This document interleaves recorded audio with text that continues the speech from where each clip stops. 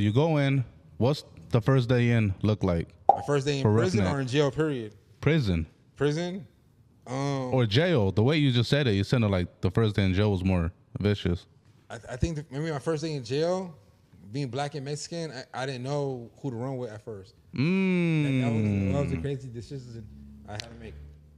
How did that? When did it occur to you that you being black and Mexican on your that was going to be a problem in there? The day I got my bedroll and they booked me into CDC in San Bernardino County Jail. The first day, dog, I really didn't think I was gonna have to make this decision and choice. But when I first went in there with my bedroll, I got booked for that charge, that assault with deadly weapon charge.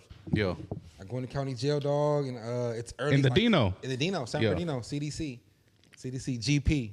So I walk up in there with my bedroll. Everybody's asleep. Now, everybody knows in jail, Southsiders are the first ones up. So it's like 6 in the morning, dog. It took all night to process me. So I finally get to my dorm, dog, at 6 in the morning, and there's a few Southsiders up ready, like before chow time.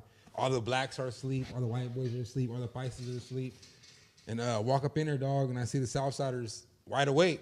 So I didn't know. I'm Mexican, dog, so I don't think like I have to pick a side, dog. I'm just walking to the people that look familiar to me. I seen some fucking Mexicans awake in the morning. I walk up to the Mexicans. I seen there was an empty bunk on the very bottom. Back then, dog, in 2006, I was 18 in the county jail. They had the 3-man bunks. So I walk in there, dog, and if you're seniority, you get a top bunk, like a topper bunk. Nobody really wanted the bottom because the 3-man bunks are so small, dog. You gotta really like sleep on the floor. So I seen the open bunk, dog, and I put my mat on the bunk, and everybody's looking. Now, you know, I'm making noise. I'm throwing the mat, I'm making my sheet, dog. I'm waking everybody up, dog. The bunks are this close to each other. So now I'm waking my neighbors up. The blacks are getting up, the white boys, and plus it's almost chow time.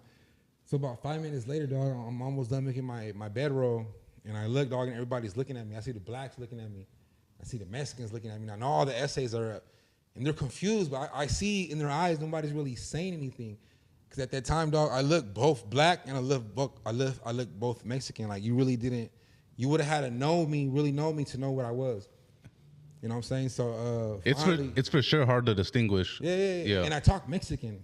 Right. I talk Mexican. I really like my accent is really Mexican, dog. You know, so so somebody finally got enough courage to say something. A Mexican or a black? Well, a Mexican, one of the homies. One of the homies from West Side Verdugo, San Bernardino, 7th Street, West Side Verdugo. I remember this like it was yesterday. He was 18 years old like me too. So he's like, where you from, Holmes? West Side Verdugo, woo, woo. You know what I'm saying? Mount Vernon gang or 7th Street or something like that, dog. I'm in San Bernardino, so I'm in their backyard. So everybody in there's from Verdugo, West Side Verdugo.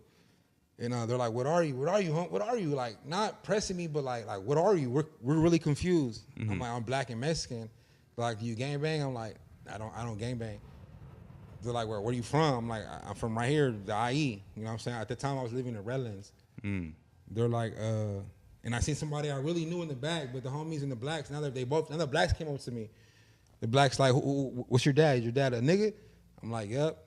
And they're like, you go with us, you with us. Because at that time, you really are what your dad is. If you were mixed and getting gangbang, so you are what your dad is. Because they say the male is the dominant gene. Right. So, I've heard that before. Yeah, right. That's what they say. Whatever your dad is in prison, that's really who you run with if you don't gangbang. So, which it didn't matter to me, dog, but that was a hard decision because it really could have been both ways. I really could have ran with the homies or ran with the blacks. Because I never showed any favoritism. I grew up equally with my mom's side and my dad's side. You know what I'm saying? I was never too Mexican to be black or too black to be Mexican, dog. So, and to this day, I'm the same way. Yeah. I show love to both sides equally, dog. I don't look at it no different because I'm both.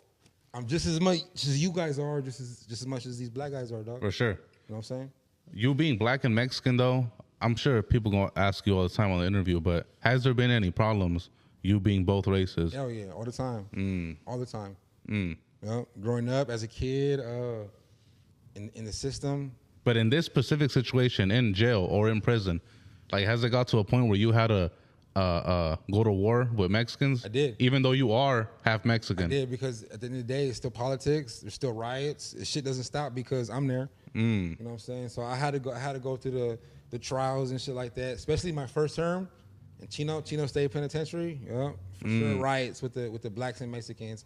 And during that time, dog, 2006, That was before blacks and browns really as tight as we are now. You know what I'm saying? Before the music, before the social media, before right, yeah. before we woke up a little bit and realized, man, we go through the same struggle, dog.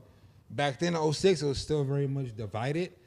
There was still a lot of racial tension, and back then cholos were cholos, dog. The bald heads, you know what I'm saying, and the blacks were blacks. They were big cripping it, big blooding it back then. Yeah. So we still had that division back then. It wasn't like how it is now. Yeah. How many riots you think you had to participate in? Maybe altogether between 3 different prison terms, maybe like 4 or 5. And those 4 or 5, did you ever feel like your life was in jeopardy at all, or you felt like it's regular? Yeah. Maybe after my first term, when I realized, man, shit can get serious. I just got lucky. Every riot before this, I got lucky, but shit can really get serious. Depends on what yard I land on. Depends on the mood and the atmosphere. But for sure, I've been in some of those. It's always like that, but you kind of get used to it, dog. You're ready for it. You're prepared for it. You're in jail every day, working out, exercising, mentally disciplining yourself to prepare for that moment. And everyone who's been in prison or jail, county jail, they know what I'm talking about, dog. You know what I'm saying? They know what I'm talking about. You work out every day and you eat good. You mentally read to stimulate your mind, dog. You get sharper. Everything you do is to prepare yourself for these moments. You know? They be saying in the movies that, like in the prison movies, before a riot kicks off, they could kind of smell it in the air or sense it in there. In the atmosphere. Is that facts? You actually going through that? You feel it because there's always tension before the riots even happen. You know, riots, sometimes riots do happen out of thin air. Somebody could disrespect somebody in the chow line. Somebody could call somebody out their name, or it can just be some in the moment shit. You know what I'm saying? Which it's just, that happens. But most of the time, they're structured, dog. Everything has to go accordingly, dog. So tensions have to build up and brew up before, you know, you can feel those tensions. You can feel them weeks before that shit explodes. You know, but there's times where shit happens spontaneously. Someone disrespects somebody, or, you know what I'm saying, and it just cracks off. It just cracks off. And there's times where that shit happen.